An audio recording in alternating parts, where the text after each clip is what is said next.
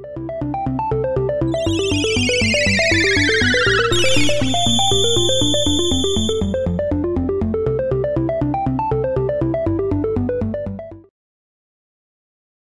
right, welcome back to another episode of Phoenix Edge. This is an RPG and gaming news podcast. My name's Hat. And I'm Eric. And today we are going to get through this podcast. We've had one technical issue after another, so this is the third time I'm recording this intro. But anyways, we're going to be talking about the N64 Classic leak. We have some different opinions on that. And then we're also going to be talking about the fact that Final Fantasy X and Final Fantasy XII can be pre-ordered right now. And then also we have a comment from one of our viewers basically asking in a nutshell, what are our thoughts on games that maybe were poorly reviewed when they came out, but since that time they've gained a cult following, and since then they've gotten HD remasters. We're going to kind of give our thoughts on that. And then we have some other comments we can get into, but it should be a pretty good episode.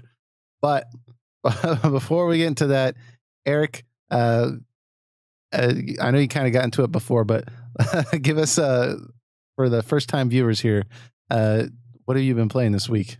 Like I said, I was playing endgame Dragon Quest XI stuff to be sure. I have dabbled in the Mario and Luigi a little bit again, just to play something else. But what did come out recently, I did try out, was Monster Hunter Stories on the iOS devices. It's also on the Android.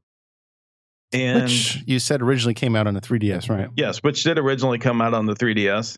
But in this version, like, the frame rate's higher, the graphical fidelity is a lot higher since it's on a bigger resolution screen.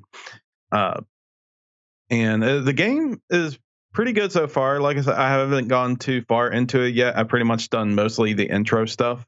But I like where it's going so far. Like, the stories, like your typical JRPG linear fare, like the village was destroyed by a monster a few years ago, and now it's present day. You're becoming a writer to go out and see the world, and a writer is essentially someone who, like, captures monsters and befriends them and everything. It's essentially Monster Hunter meets Pokemon, this type of game, and it's pretty good so far. It has a turn-based type system. You run into an enemy on the field, and it's a random encounter, and you get like I said, it's your typical turn-based fare, but the kind of you get your basic abilities to use depending on what monsters are in your party. But you do have a system where if you choose to attack the monster, you have a kind of a rock paper scissors type of deal, where you have power attacks, technical attacks, and speed attacks. And your goal when trying to defeat a monster is try to figure out which of the three the monster specializes in. So, like, the first monster I encounter is a velociraptor type monster. And so I'm thinking to myself, what type of the three would the velociraptor be? And which would be speed. That's a faster type monster. So that means a technical ability triumphs over a speed ability. So I use a speed ability to defeat the speed one, and I do full damage to him. Now, it was a situation where I guessed it wrong. Like, I chose a power when he has speed. It could miss or not do much damage to him at all, and he does a lot of damage to me back in return. So how do you know which one to choose? Is there a fair amount of guessing and then you kind of figure it out, or is this just like, I don't know if there's any abilities that help with it, but so far right now it's basically I'm taking an educated guess. But when you do get it right, you do a lot more damage. Now, if you're in a tie-in with them, like, you both bump into each other and both take damage. Gotcha. But I like what I'm playing so far. It's not too expensive on there. I do. If you're like someone who likes Monster Hunter and Pokemon, this might be your game. But I can talk more about it next week when I put more time into it. Very cool. Very, very cool. Yeah, it looks like a interesting take on this series. So, very interesting. So with me, I'm continuing to plow more through Dragon Quest XI. This is a very long game. Yes, it is. So, and the fact that I've just been fairly busy lately, but that's going to be coming to a close soon, and I'll have tons and tons of more free time which I'm very much looking forward to. But being able to spend your free time in Dragon Quest XI, at least it is a good game and not a bad game that I'm playing. So that has something to say for it. But yeah, man, it's a really, really good game. I swear to God, I think at this point where I'm at, though, this save point thing is routinely, like every time I play the game, an issue for me. Just being able to find the save point, or like having to go like locate a save point. That's probably my biggest criticism of the entire game, and will be even when I'm done, is the save points. I want to be able to save. You don't lose your progress. You just get sent back to the nearest town with half your gold. Yeah. But the biggest thing, I guess, for me is not so much when I die that I want to save point. It's when I'm ready to stop playing, and maybe I just got to a new town or something like that, or a new area, and I just want to save and go to bed, and I can't really do that. And so I end up staying up 20 minutes, 30 minutes longer than I wanted to, because I'm trying to locate a save point that's a reasonable distance. Now I realize I could just zoom to some other part of the map and then go to some other save point that I know where it's at, but then I have to sit through a loading screen. And, when I come back the next day, like, I'm kind of perplexed why I'm in this other area, so whatever, minor complaint, not a huge issue. Doesn't affect me most of the time that I'm playing the game, but it is a little frustrating to me at this point where I'm at. So, but yeah, that's what I've been playing this week, and I'm gonna keep playing this and hopefully get through as much as I can in the next week or so, because I really want to get through the end of this and kind of really be able to talk about it. And then there's some other games I want to get into as well, but I'm trying to just devote all my time to this game because it's a long one. I think it's worth it. So, but yeah, that's what I've been playing this week. Yeah, definitely worth going through. Yeah. So let's go on to our first topic here. We were talking about the N64 Classic. Let me pull up my little screen here so everyone can be on the same page. Now, it's possible some people watching or listening to this, maybe they've been busy as well and they did not know about this, but basically there was this Nintendo 64 supposed leak. I think initially it came out on Nintendo Soup, the website. Somebody contacted them and they kind of published it as a leak or rumor. But there were some images that were released that appear to show an N64 Classic. And it's kind of interesting because what it has is it has the front casing that pulls out like the SNES and NES Classic, where you can plug a USB port into. And then also on the back of it, it's got all the same verbiage and everything, and all the model numbers correct and everything on the back of it to make it appear as if this is a legitimate thing. It's kind of bolstered the fact that, recently Nintendo, maybe a couple months ago, filed a trademark for the Nintendo 64 Classic. So it's definitely coming out soon. And given that we've had, actually, I guess those are two separate issues. The first one is, do we think this is real or fake? That's one issue. And then the other one is timing, or if it's going to come out. And I think everybody at this point, regardless of whether you think this is real or not, would agree that the N64 Classic is overwhelmingly likely to be happening and occurring. It's just whether or not this is real. So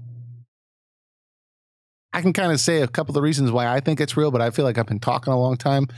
Eric, do you want to just talk about your thoughts with this?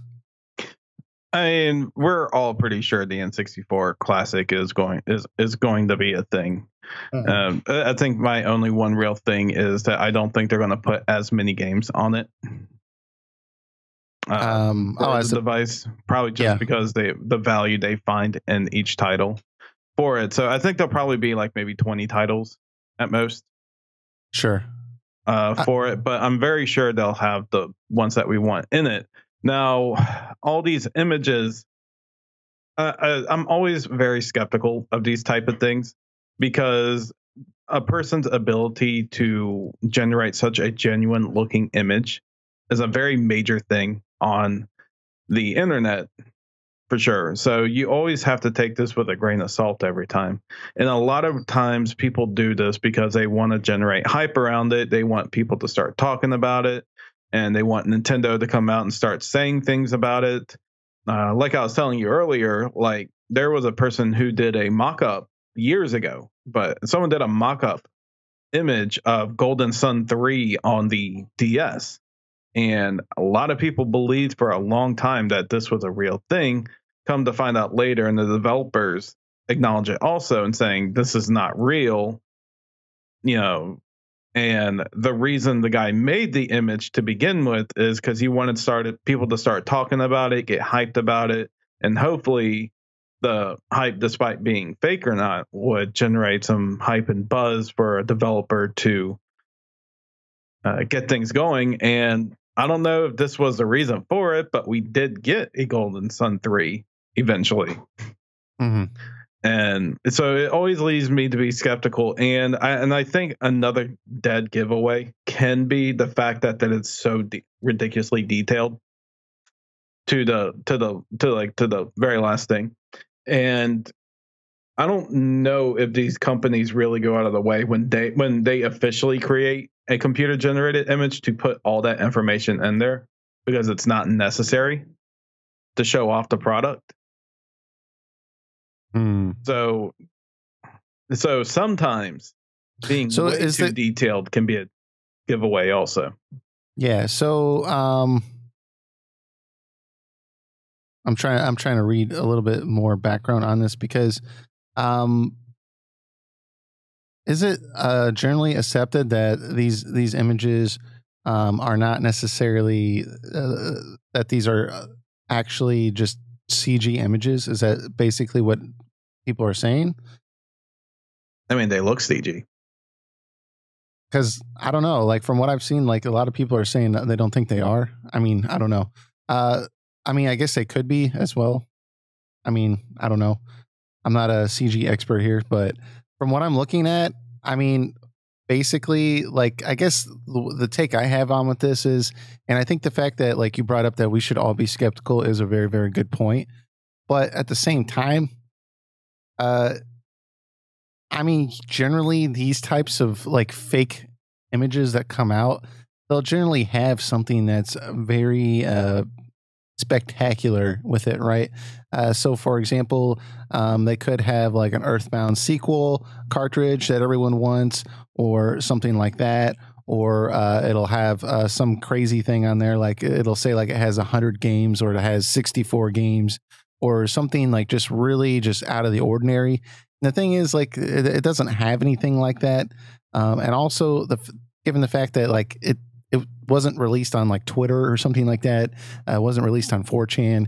It came from Nintendo Soup, who in the past has never really released anything that was like very like rumor heavy. I think kind of gives credence to it. And I guess the fact that like if a Nintendo 64 Classic were to be announced, I would imagine this is what it would look like, right? I mean, like there's nothing else. There's nothing like crazy about it that makes me think like, okay, that's not going to be there. Everything there appears to be exactly how you would have it. But you do bring up a good point. Like, well, if they were going to release some promotional shots, why would they release the back of the casing? I mean, that's a good point. But I mean, the fact that there's a reset or a memory expansion port on there, it's not surprising. SNES Classic had an eject button on there, didn't do anything. Yeah. I don't know if they're that much attention to detail. Like, were they that much attention to detail in the NES and SNES one? Like, did they have like eject button signs or stuff like that? Okay, so they're probably just replicating to for they don't do anything. I don't think there'll be an actual memory slot expansion in there. Yeah. So I know on the already be built in. Yeah, on the SNES Classic, like they have an eject button. You can press it, but it doesn't do anything. It also has like the part where you stick the cartridge in there. Like you could stick your hand in there, but it doesn't do anything. Like you can't stick anything in there. So it's just there for replica's sake. Like you said, it's not actually gonna be like a port for you to stick something in there. So I don't know. I mean, I guess the biggest thing for me is, given the fact that like Nintendo has been speculating about releasing this, and the fact that this thing isn't anything spectacular, it makes me feel like there's a good chance this might be real. But like you said, there's no way for us to know. And there's been lots of instances in the past with very realistic looking images released. They ended up being fake, but I don't know. Go ahead. I think the device will probably be bigger also, because this is a device where you kind of got to have 4 ports. I mean, there's some games on the N64 that, are much better when you play them 4-player, like Mario Party or Mario Golf or GoldenEye. I don't think GoldenEye would be on there. Maybe it could, but it likely will not, because you got to go through so many hoops to get that going. Because who knows who ultimately owns that, like the James Bond franchise and the Nintendo. And the peculiar thing about that I didn't even realize is I saw somebody, I wish I could remember the YouTuber I was talking about this, but I can't off the top of my head. But he was going through all the hoops they'd have to go through to get the GoldenEye on a classic. And one of the things I never thought about was like you'd have to get like Pierce Brosnan to sign off on it because it uses his face, like, and like there's different people in that game that like they're modeled after real people, obviously characters, but their image, their likeness is used. So you would have to additionally get their approval on that. And like, I'm just like, That is true, because they signed off a deal for the physical copies of GoldenEye, but the digital copies of GoldenEye, you have to get them to sign off again. That's one of the reasons why we don't have like a FF7 Crisis Core HD, because you got GAC who you have to deal with again to get that going. Yeah. I mean, and so who are you kidding? I'm sure Pierce Brosnan would want a piece of the pie. And given, I would imagine N64 Classic would probably have 20 to 30 games on there anyways, maybe more, maybe less. All that's regardless. The profit margin on this is probably not spectacular. So the idea that, whatever small minuscule percentage would have to go to paying people that had their only contribution to this was that they let their image be used 20 years ago. It's unlikely. Yeah, but another thing, like I said, another thing with the image is that, I mean, that thing is accommodating 4 ports on a chip that tiny. If you're supporting 4 of those, the device would have to be probably a little bigger, unless there's something about its insides I don't know about. But you do have to make that console a little bigger than the NES and SNES to accommodate 4 controller ports, assuming they're doing 4 controller ports. It'd be kind of silly to have 4 slots on the device and you open it up, there's only 2 in there. Yeah, I don't know. I mean, I'm pretty amazed what they could do. I mean, obviously this is a different thing, but I was pretty amazed with the Switch when it came out. So I don't. Obviously, that has nothing to do with controller ports, but or to discount your opinion at all. But I mean, I wouldn't be surprised if they were able to manage to get it to work on this. There's no controller ports at all on the Switch beyond just some USB ports. Yeah, and everything else is wireless.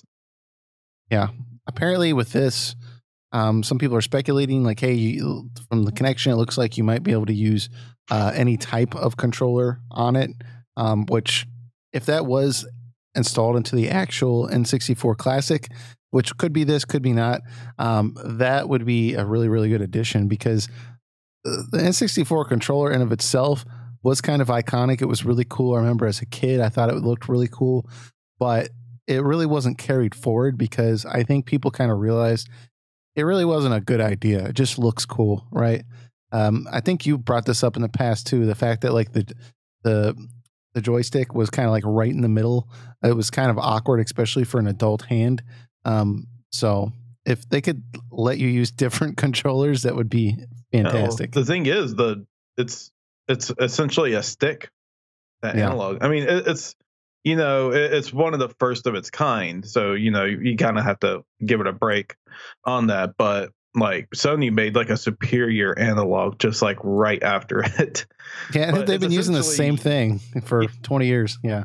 Yeah, it's essentially a stick. And if they come out with these controllers, I really hope they at least redo that analog to make it more like at least like a GameCube one. Because I've said it here before, but I actually took N64 controllers I have and put a GameCube analog stick in them. Like I bought them online, like third party, like they're built to fit in the N64, but they feel more like a GameCube controller. And I put that in, and it just felt so much better to play those games.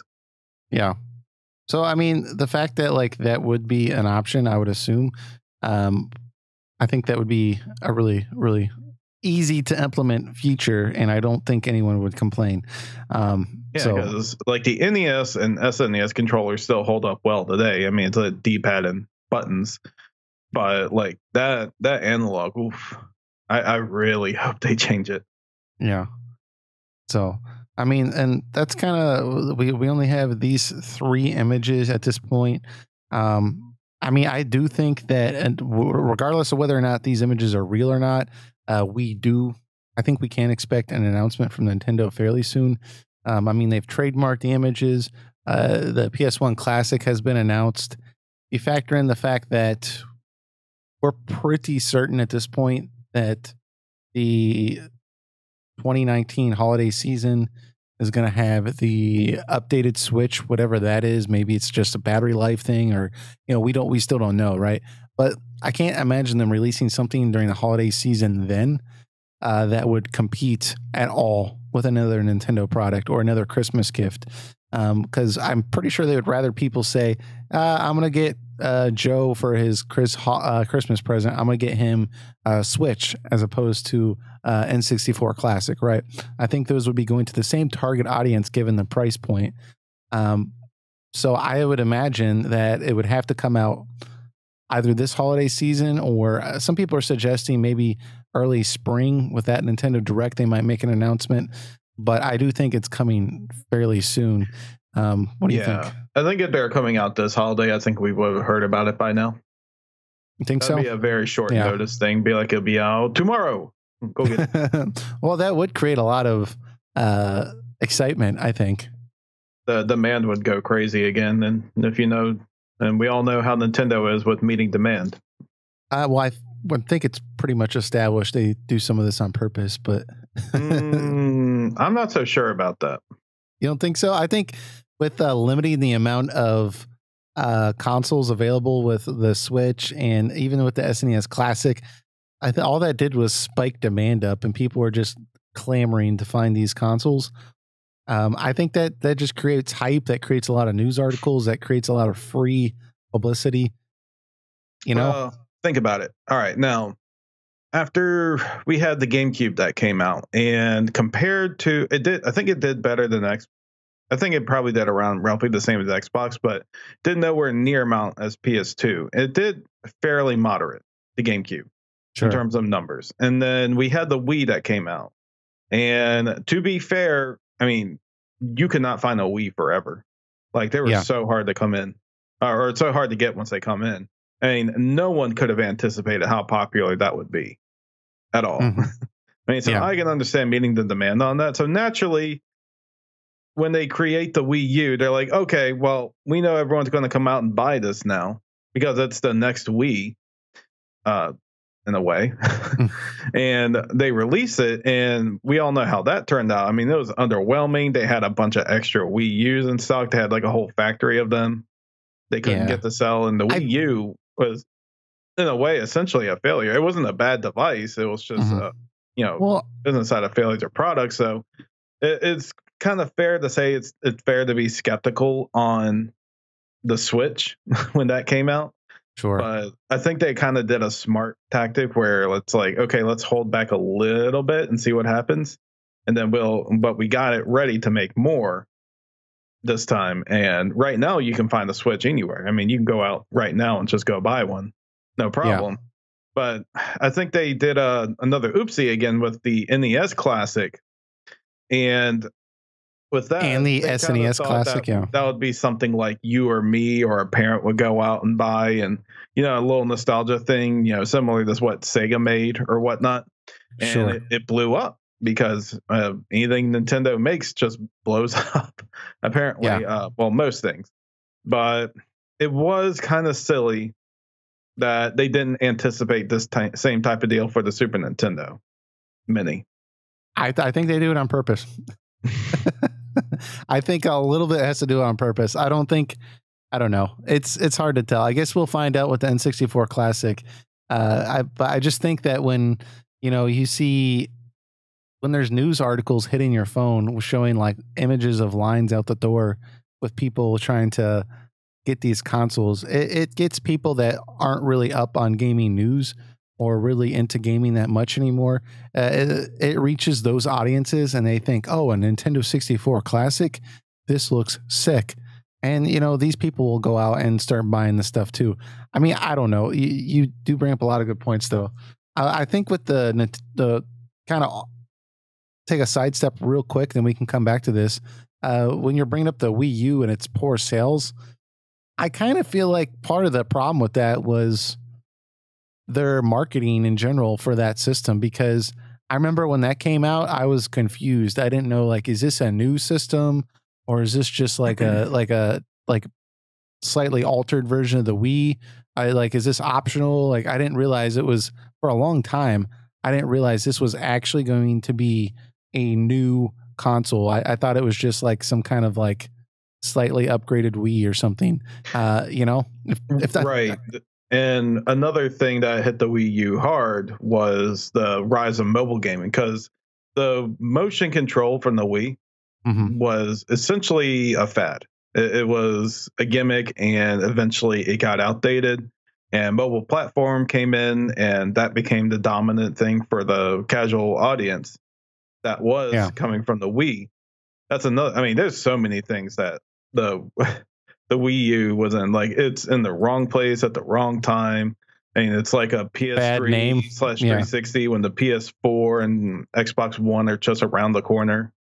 Yeah. I mean, it made a lot of mistakes, but usually Nintendo can get away with selling their name brand. But one more thing that always made me think that they're not like intentionally holding back is like, okay, so they released the NES Mini, and it's in such a demand. You would think that, like, okay, well, if they're intentionally holding it back from us, then they're eventually just going to just like let them all go.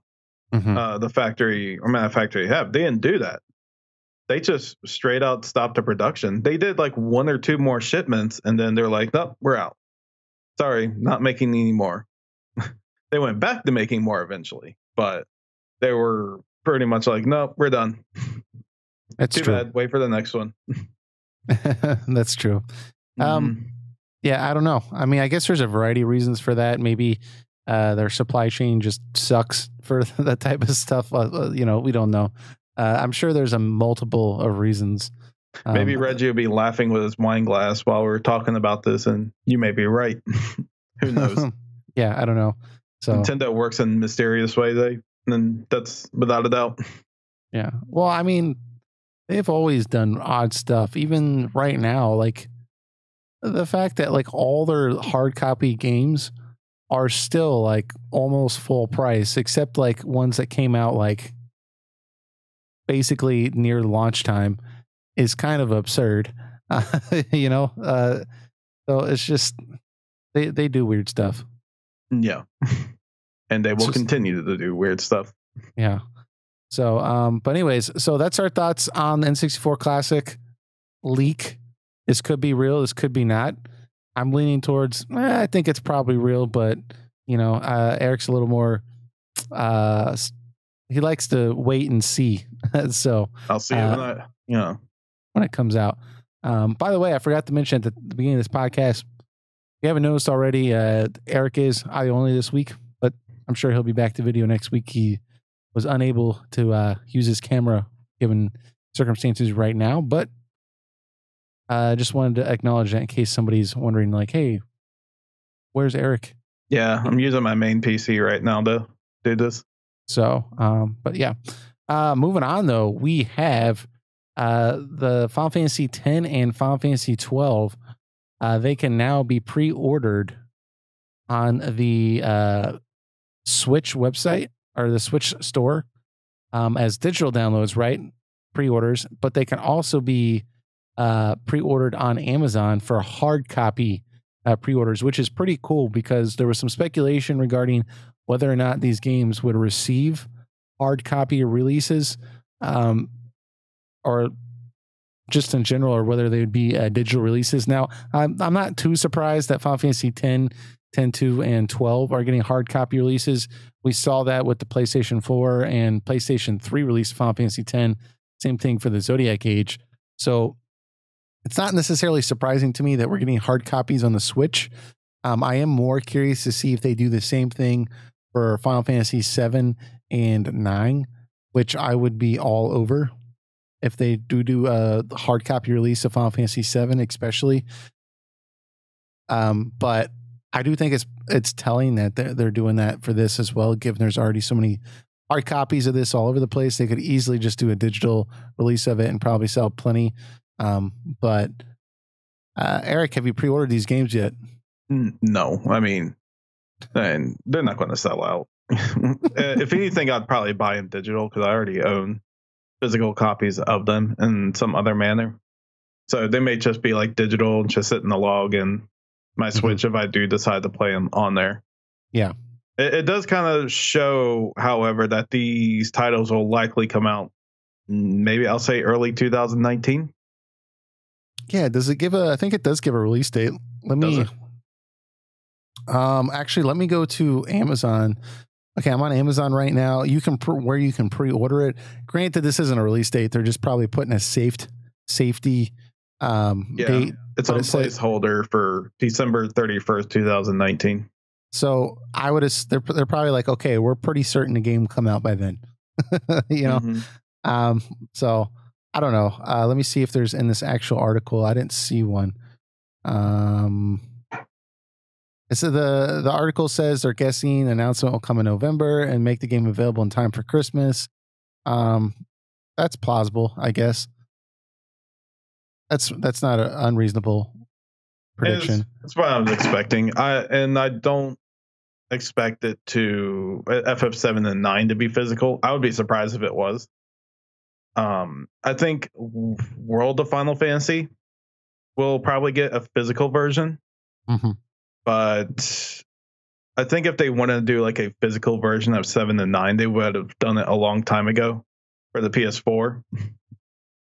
And they didn't do that. Yeah, but Nintendo's all about the nostalgia right now. I could see them suggesting, hey. Well, that's not up to Nintendo. That's up to Square. Well, to make it physical. But I know, but I mean, I'm sure like they had to do some negotiations to get it on the system. I could see Nintendo saying, hey, you know, this would sell a lot more copies, or it would be a big hit if you did a re-release of Final Fantasy VII, a physical copy for the system. That would be, I don't know. I see both ways what you're saying. Yeah, that would be that would be ironic. But it would be it'd be ironic that Final Fantasy VII would be on a cartridge. On a Nintendo console, yeah. But regardless, you know, we'll have to wait to see. So Final Fantasy X, 10.2, Final Fantasy 12, they're going to be $50. That's too high. You think that's too high? They're too high. I think they should be like at 30 at most. Yeah, that is a little high now. I'm thinking about it.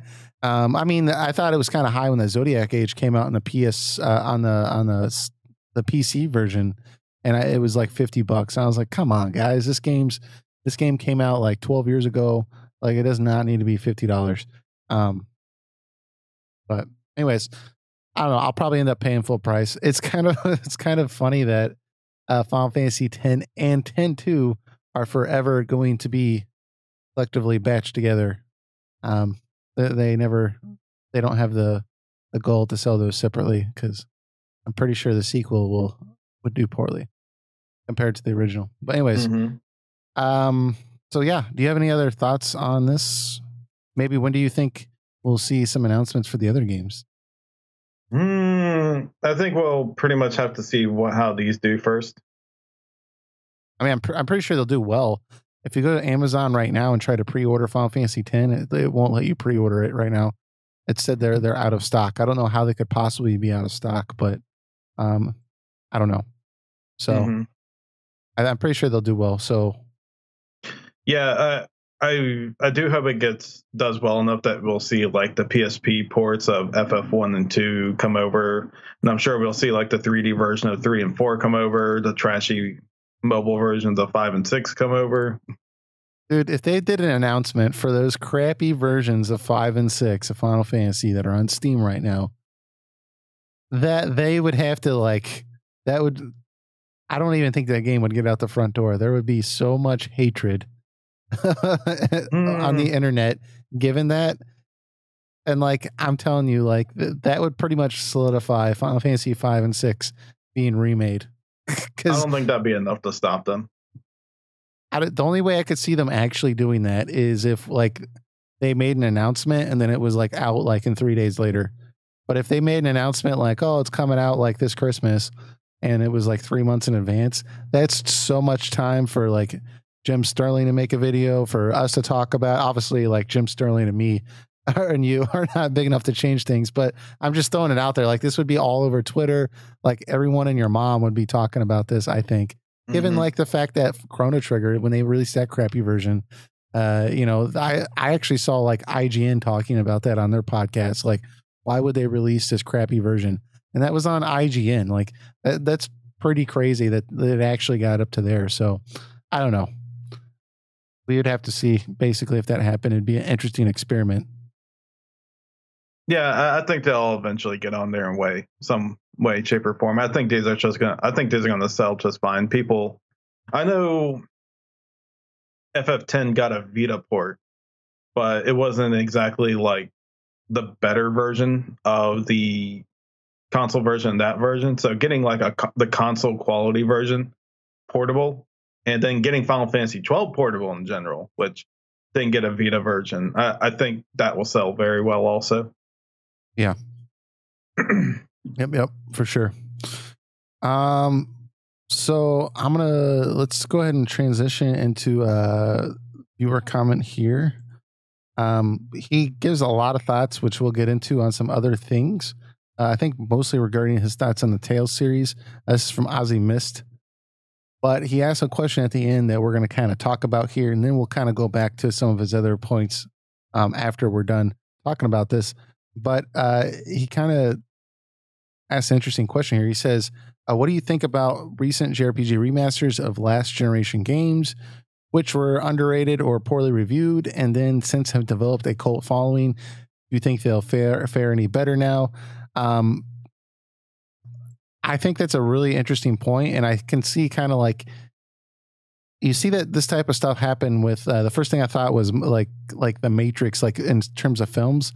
Like the Matrix, when it initially came out in the theaters, it did not do very well. I mean, it made its money back, but it wasn't a spectacular hit. But over time, it became a like cult classic, and that was the reason it got a sequel, right? And I guess he's kind of like, maybe this wasn't the exact direction he was going, but it's kind of pointing out that like, hey, with like JRPG remasters, they're kind of doing the same thing. Like, a lot of these games were kind of like minor hits or like not really the huge hits, but today they're kind of well regarded as like this classic era, and they're being remastered. So I don't know. I think it's an interesting question. But the thing is, I was having a hard time thinking of an actual game that's being remastered right now that wasn't, critically acclaimed or at least appreciated when it came out. Eric, did you have any thoughts? I think I can think of one. On top of my head, I can think of. Go ahead. It's not out yet, but the Sega did recently announce that they're doing an HD remaster of Resonance of Fate.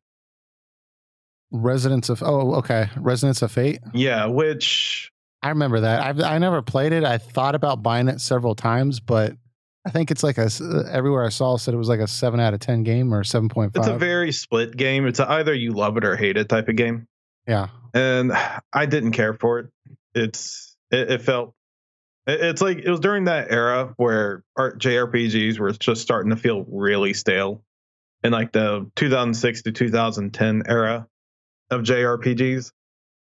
Mm-hmm. And I mean, this one was no different. I mean, there was like Last Remnant, which was pretty stale. I thought it was pretty stale game, and Infinite Undiscovery, I think it's just downright terrible, and no one should ever play that ever. Yeah. And there's a couple of games like that. Now, I do wish Lost Odyssey, however, was an exception. I do hope that got an HD remaster. That was very baffling. That was I mean, it was on Xbox. That's mostly the reason why it didn't get as much praise as it could have. But I do hope to see that game come out again in the future, at least on like the PC or Xbox One. Yeah, because that's a game that definitely deserves to have its. I mean, it deserves to be treated well. That game, I mean, it hit a lot of right notes, even though it wasn't a. I mean, there were some flaws to it, but it was a pretty good game overall. Mm-hmm. But Resonance of Fate is one I would definitely think of being underwhelmed. That's coming out HD remastered, and if they do some fixes and adjustments to the game, I think at least JRPG enthusiasts will probably really like it and appreciate it more. Yeah. So you mentioned that game. Was there another one? I think the Grandia 1 and 2 HD remaster. Yeah, that's kind of what I was thinking too. Like those aren't terrible games from what I've never. Well, I think I played the first one. I haven't played the second one, but from the general consensus I've gotten from people is they don't consider it to be terrible games. But I've seen very few people that really felt like they were truly like classic, like top tier games. Yeah, you know? It's more on Grandia 2 than Grandia 1 because Grandia 2 came out on the Dreamcast. And before it came out on the PS2, and it's technically the better version, but it was kind of a game that kind of flew under the radar for a lot of people. But I think it's going to make a pretty strong return back once it comes out on the Switch, the digital version of 1 and 2. Yeah, for sure. So I was trying to think of other games, and one game that came up to my mind, and we actually talked about it briefly, but it's a game neither yourself or me, I think that's correct, myself or you have played, but we're kind of talking about with BioPhoenix, and I thought it was kind of an odd title to remaster, but the Langrisser 1 and 2 are coming to the Switch. I thought that was a very odd title to be remastering for the Switch. Not that it shouldn't be remastered. Again, I haven't played this series. I've only seen people talk about it. It looks pretty cool, but from everything I've seen here in the States, anyways, it is a fairly obscure title to most people in the West. So I thought that was kind of odd that it was being remastered for and released in the United States, given most of the games never came out here. And so I was actually kind of baffled by that. And when he said, hey, games that when they were released, they weren't really that big, but now they're being remastered. I mean, this definitely, I felt it a check mark in the box for me. Have you thought anything about buying this game when it came out? I mean, just something about it's just never looked appealing to me. It could be a good game. Yeah. But I mean, let's just look at it. It just nothing about it really just tells me I want to play it. Yeah. I think what comes down to it is just going to be the price point, and probably after I see a review or two of it, to be honest. But yeah, that's kind of a game that I was thinking might fit what he was kind of referring to. I'm trying to think of some other games though. Like I could think of maybe like if they did a remaster somehow of like the Shadow Hearts series, that could kind of fit the context of what he's talking about, because that game was generally not well received among critics, at least the first one. The second one was very well reviewed. But the first one's kind of a classic that a lot of people have gone back to and played, maybe not when it came out, but emulated or whatever. That might be a game, but can't really think of anything else. But as far as what we think about it, do you have any problems with them re-releasing these games that weren't really that big back in the day? I mean, I don't know why I would have a particular problem with it. It's usually people re-release these things because there was popularity with them or they were highly praised back then. And I mean, but there's always that reason that like the game was good, but it came out at the wrong time. Maybe another big title came out and it got forgotten. Mm-hmm. Well, and I think they can think to themselves, this may be our second chance. Yeah, I guess like the kind of basis of his question here is, do you think they'll fare any better now that they're on these re-releases? So maybe back to Grandia 1 and 2. That's probably a more easy one to talk about considering more people have actually heard of that game. I mean, do you think that those games will do better on the re-release than they did when they initially came out? Yes, I think just particularly because the player base is much higher than it was when those games first came out. And people are eating up JRPGs on the Switch right now. That's true. Yeah, I guess if I could like actually see how many copies the original, at least the original, sold, it would be easier for me to say because I'm not sure, man. Like I know a lot of people are talking about it, but like, is it really going to surpass the amount of people that originally bought the game? I mean, I don't know. Let me look up how many people actually bought that game. Think about it also here. Nintendo's been re-releasing their Wii U games on the Switch, and they've been selling better. Like Koei Tecmo just actually announced recently that their Hyrule Warriors Switch port got like an exponentially high amount of sales number than they expected. Yeah, and I think that can attribute to the fact that it's now on a console that has a much larger user base than the Wii U ever did. So I'm looking at VG charts. I know this website isn't the most accurate, but it's more accurate than anything else that we have available. And for our context, this will work fine. So apparently, at least in the West, it sold total 250,000 copies. Grandia 1 did. So I think you're right. Given the fact that like there's so many more people playing games now, I have to imagine that it'll sell more copies than that, right? Upon re-release. So, yeah, it's possible. But other than that, do you have any other thoughts on that before we just jump into some of these comments? No, that's definitely a question I had to think about. Yeah, I don't know if I can dish out anymore. Cool. So let's jump into our comments here. We only had 3 last week. So before we get into this, if you're listening to this right now and you want to suggest a topic for us to talk about next week, or you just want to give your thoughts on something that we discussed, just go to our YouTube page, look at our most recent video, and just kind of leave your comment in there. I notice sometimes people will go to like an old video, like from like 3 or 4 weeks ago, and they'll ask a question. And we do get notifications by that.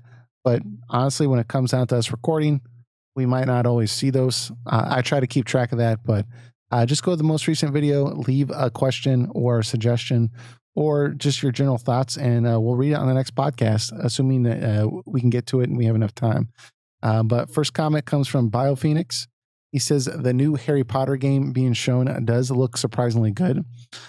Believe it or not, the Game Boy Color game of Philosopher's Stone was not bad. And get this, it plays like a turn-based RPG. But of course, it's not the most amazing game. But it's it's not the most amazing game, but it's a lot better than you think it would be, considering the Game Boy and Game Boy Color games of movies is just awful. Sadly, I still can't get... Okay, so did you ever play the Game Boy Color game of the Philosopher's Stone? I can't say I had. Me either. So I'll have to take your word on it, BioPhoenix. He said it's not bad, but it's not great. But anyways, he goes on. Sadly, I still can't get in the Vagrant story. I love the way it looks and the story seems cool, but the combat in the game just annoys me. I totally agree with you. I think the story is great. The setting's great. The music's great. Everything about Vagrant story is great. The combat kind of annoys me. I think if there's any game that could use a remaster, it could definitely be that game. I mean, it's an exceptional looking game for the PS1. Like, they do a really good job translating the art of the Akihiko Yoshida's art to the game, but it is very cumbersome to get through the menus to switch gears and such. Like if they had it where it was like much easily accessible, like the gear that you need to put on, because the game is based around finding the right gems and the right weapons and the right armor to wear for a certain boss fight to get the advantage over him. If you don't have the right gear, the boss fight is going to take much longer, and the chances of you dying are going to be a lot higher. So if they just found ways to let you make like accessible gear sets that you can like switch like between like with a button, like, and just like let you set things up like at a much faster pace, then the game would be much better for it. Sure. But you do have to be open-minded to the fact that this was a game made in the late 90s, early 2000s. Yeah. And just getting through the menus of a fully 3D polygonal game is, it might slow down. Yeah, what I like about that era of gaming was that a lot of people were just experimenting and trying to come up with new things. There wasn't so much pre-established ways of, there was a pre-established way of conducting, your typical JRPG, and this was kind of flipping that on the head and saying like, no, let's try experimenting on this a little bit, at least the one thing I did like about it, the equipment system, like you brought up, like was for me just, I don't want to say horrid. It was just, it was mind numbing for me. But I did like the fact that you could choose different body parts to attack, and it gave a lot of strategic value to the system. And I thought it was really, really interesting, especially in the era that it came out in. But yeah, ultimately it was frustrating to play for me personally. But let's keep going here. He says, as for a game I used to like, but not as much anymore, would be Toneleco 3. I've never heard of this game. Have you? I've heard of it, but I've never played it. Okay. But it was the first game I played in that series, so I had no idea what to suspect. I think he's supposed to say expect, what to expect. But at the time, I liked it, even though it's weird as hell. But after playing the first game, I realized that AT3 is not nearly as good as I thought. Would not be the first time I played the Black Sheep game in a series first. Yeah. Good thoughts around.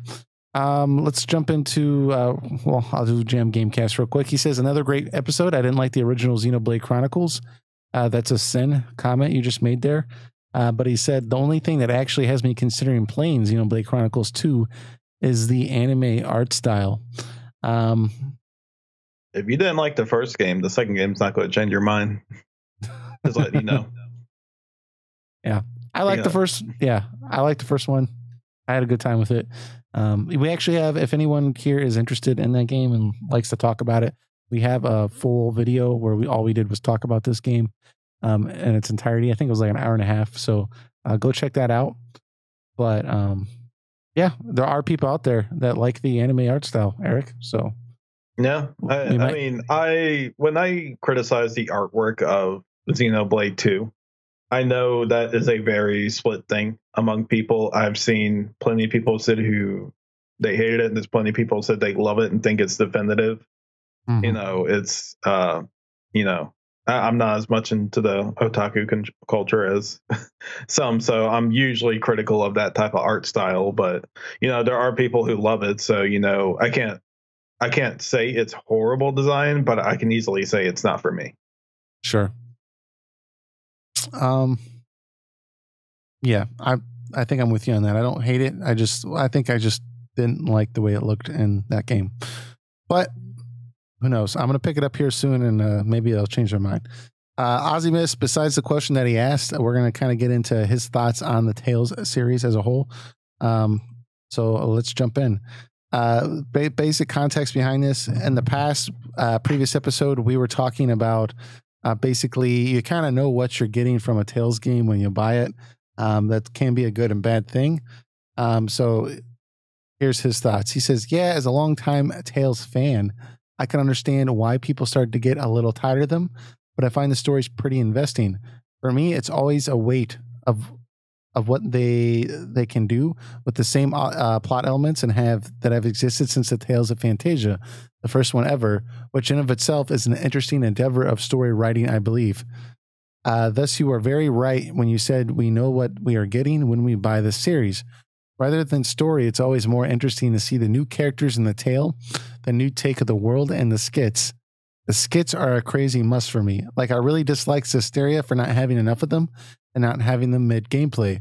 We always got them after we rested at a restaurant, which was really bad since often you miss some important and funny skits as story events moved on. But anyways, Zestiria is the one game that made an equally bad decision for an equally good one, and I still like it, having invested more than 70 hours into it, but it's not my favorite. Tales is more of a comfort game series, and I always find myself thinking that the battle system is amazing, probably one of the best out there, and I think that was what the series was more famous for anyways the first time I played it. It was a unique series in the JRPG scene using an action battle system. Still, I always eagerly wait for the Tales, and they come out frequently, but not every year, not like Assassin's Creed at least. Abyss 2006, one of the best plots, I believe, in the series, and character development was phenomenal. Vesperia 2008, damn, this is my favorite game in the series, specifically because of its art style, characters, and boundless charm, even though a story falls a little flat by the third act. Still, this is the high point of the series. Then Xillia in 2010 in North America, I believe. Again, I loved it. I have never gone as crazy in a game having this much fun with the battle system. Xillia 2 in 2011 was basically a continuation of Xillia's storyline. I like it. There's some elements I'm not fine with, but good game in general. Big gap is Zestiria in 2014. I love the lore of the game, the darkness it exudes, yet people tend to ignore it because of how comic and lighthearted the characters are. But the comicness brings the game endless charm and add a lot of fun with it, despite its glaring fault. I always say story suffered due to pacing, which suffered due to the large open world environment. Berseria in 2015 has a phenomenal take on story for the series once again, and it's a good thing since the lore is based on Zestiria and the game manages to make Zestiria even more heartbreaking and good. Since then, Tales is again taking a gap, but they did announce they are working on a new game a month ago, an annual Tales festival, and the fact that God Eater series director or producer, don't remember, is overseeing this as a replacement for a longtime executive producer, Hideo Baba, is interesting. I wonder what new direction Tales will go in. In general, though, the Japanese audience, where it's probably the third big franchise, enjoys these games as they are, so they don't make aggressive changes to keep the series' identity familiar. Much like Dragon Quest, nostalgia is a big thing in Japan, I guess. So he kind of gives his thoughts here, as you can tell, on the entire Tales series. One comment that I did want to kind of jump in there. Now, I haven't played all these games, so there could be some games out there that kind of turn what I'm about to say on its head. But there seems to be two types of people that really enjoy the Tales battle system and people that are kind of indifferent towards it. And I tend to be on the more indifferent side of things. I wouldn't characterize it as amazing. It's more or less, it often just feels like a button mashing to me, where I just press random buttons and I'll probably win. And that, I can go the whole game just not knowing what I'm doing and just pressing random buttons. And I guess people that take their time to learn the system and play it how it's supposed to be played, they have an immense and a very enjoyable time with these games and the battle system because they're actually playing the game how it's supposed to be played. But my only criticism towards that is if I can get through the game without playing it how it's supposed to be played, then they should have done something to counteract that, so I wouldn't be able to just press random buttons and get through the game. I know there's certain and I know certain people are going to want to comment and say, well, there's certain boss battles, or certain segments of the game where you're required to do a certain button sequence or whatever. And outside of those sequences, most battles you can just press buttons and get through it. Now, granted, I haven't played all the games. In fact, I've only played 3 of them. So, Eric, do you have any thoughts? Well, the battle system after Vesperia, I feel kind of baffled sometimes because it comes off as they believe there was a problem with how it was before. And it seems like they're trying to fix a problem that wasn't there by trying to make a system that looks simple on the surface, but they add so much ridiculous, complex stuff. Not stuff that's necessarily hard to understand, but unnecessarily complex. They add the tethering system, and then they add all these combos and like upgrades you can make to the combos and upgrades to the equipment you can do that just feels out of place and just feels more like padding to a game than actual innovation to it. That's been another one of my criticisms of the later Tales titles. They just don't know how to take things back to the basics while adding more depth to the content itself instead. I feel like they're trying to add more depth to the combat itself when they need to find ways to make the depth of the content or depth to the content itself instead of the mechanics behind it. So you're saying pre-Vesperia though, like they had a good system in place? They did. I noticed between Symphonia, Abyss, and Vesperia, they found ways to make the battle system like more convenient and like some quality of life stuff. And they found a way to make improvements or add like little neat systems or gimmicks to it without feeling like the main core concept of the game gets compromised for it. Okay. Yeah, because I've only played after Vesperia games. So I own Symphonia. I just haven't played it yet. So Symphonia feels a tad outdated.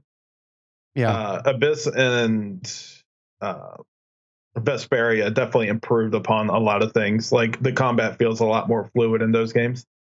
Gotcha. Yeah, because in particular, the two games that I'm referring to on my comments are the ones that I played the most of. Berseria, I've pretty much gone through the whole game. Then Xillia, I've gone through like a large chunk of it. And yeah, like Berseria, I love the story. And particularly with Xillia too, I really enjoyed the story and the world. It's just those particular games, like I got really just fatigued with not really caring about the battle system. So maybe I should go back. Well, actually, you know what I'll do? When this Vesperia remaster comes out, I'll kind of jump in there, and because that's supposed to be a fan favorite, and kind of give this series another shot. Because yeah, I've been feeling a little fatigued with that system, so it's good to hear that in the past they had a better system in place. So, but yeah. Anyways, do you have any other final thoughts you want to get out there before we kind of wrap this thing up? I know you're a big fan of Dragon Quest XI, so you're probably going to say everyone go buy Dragon Quest XI. But everyone who has Dragon Quest XI on PC, go update your PC or your version of it. There's a new patch that came out. I can't remember what it did, but it essentially, I don't know if there's more to it, but what I read on the headline was they have more resolution options and they have more frame rate options. So you can jump it up to like 90 frames per second and 120 frames per second now. So during that turn-based combat, you can get really, really better decision making, I guess, with 90 frames per second. Yeah. Anyways, all right. So I think that wraps us up for this week. I'm glad we were able to have enough topics to talk about this week. It looks like it's going to be a slow news churn here with RPG topics or just general gaming news topics. So if you have topic ideas or suggestions, please suggest them in the description of this video, and we will bring them up next week. We appreciate everyone who does that. It makes it a lot easier for us to pick topics instead of us thinking like, well, this is kind of big, but how long can we possibly talk about this? Would it be interesting? When you guys come forward and you have like interesting questions or topics to suggest, it really helps us to not have to worry about whether or not we're going to have an entertaining podcast this week. So we really appreciate everyone that does that. But other than that, we'll catch you all next week. All right, take care.